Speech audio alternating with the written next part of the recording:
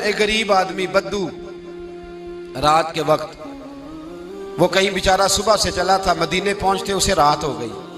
उसने डरते हुए ना खैमा ही बाहर लगा लिया। जहां रात हुई ना, आधी रात को 1-2 बजे समझ ले पहुंचा मदीने, तो उसने बाहर ने खैमा लगा लिया।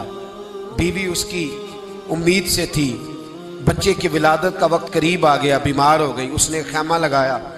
बीवी अंदर है, हजरत उमर फारूक गश्त पे थे रात को, साथ एक गुलाम था। हजरत उमर फारूक रदी अल्लाह ताला अन्हु कहने लगे वो आग जल रही है थोड़ी सी, पता करो कौन है। तो आपका गुलाम पता करने गया तो बद्दू ने डांट दिया, कहने लगे जाओ तुम्हें क्यों बताऊं।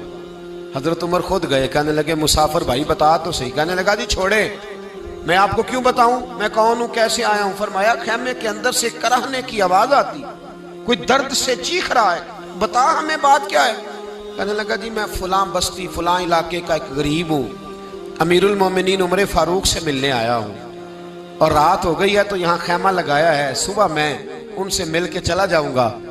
तो रात को तकलीफ देना पसंद नहीं किया, तो मेरी बीवी उम्मीद से थी, अब बच्चे की विलादत का वक्त करीब है, पास कोई नहीं। हजरत उमर कहने लगे तू ठहर, मैं अभी आया। चेहरे पे नकाब है, उसे बताया नहीं मैं ही अमीरुल मोमिनीन। उमर दौड़े गए, अपनी जौजा से कहने लगे अगर तुझे बहुत बड़ा अजर मिल रहा हो तो हासिल करेगी। क्या करूंगी। तो कहने लगे चल फिर मेरे साथ, बहुत बड़ा अजर है। एक दोस्त के यहाँ विलादत का वक्त है, जरूरत की चीजें साथ ले लो। उस औरत ने थोड़े दाने ले लिए, घी ले लिया। हजरत उमर से कहने लगी लकड़ियां इकट्ठी कर ले। अमीरुल मोमिनीन, काउंसलर की बात नहीं बता रहा आपको, मैं आपको MPA की बात नहीं बता रहा, MNA की बात नहीं बता रहा, जो 10 गांव को मिला के चेयरमैन बना उसकी बात नहीं बता रहा, उसकी बात बता रहा हूं जो 22 लाख मुरब्बा मील का हुक्मरान है।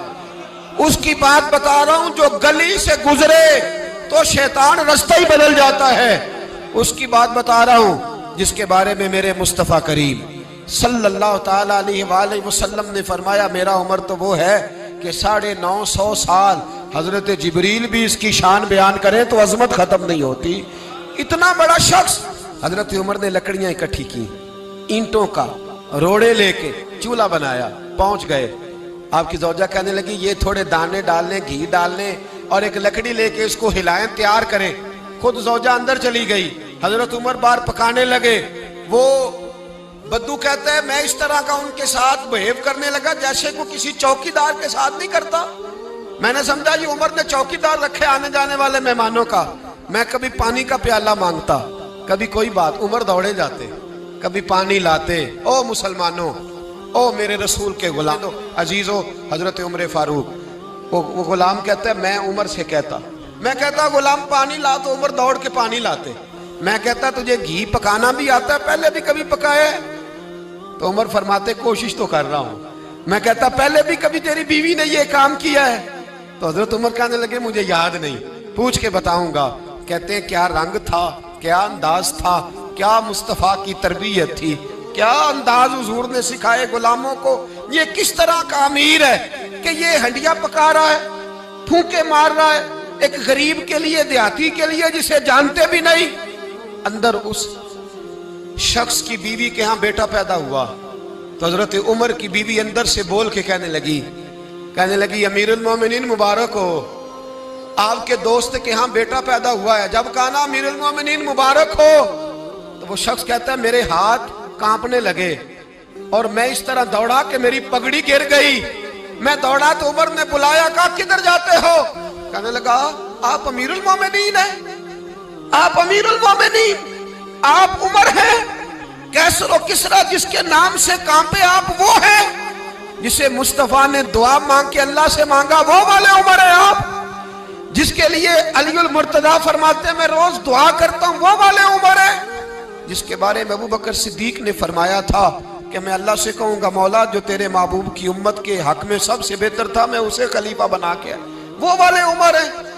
उमर अमीरुल मोमिनीन की बीवी वो तो खातून अव्वल होती है, वो तो मलका होती है, और तेरी बीवी दाई बनकर एक गरीब के बच्चे के पास बैठी रही विलादत के वक्त। उमर अमीरुल मोमिनीन होके तेरी दाढ़ी सारी धुएं से भर गई, तो ड्यूटी करता रहा।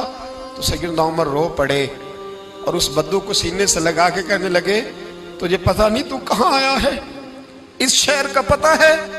उसने कहा हुजूर कहाँ है? फरमाया ये मेरे नबी का मदीना है, ये मुस्तफ़ा का मदीना है। यहाँ अमीरों का इस्तकबाल नहीं होता, यहाँ गरीबों के इस्तकबाल होते।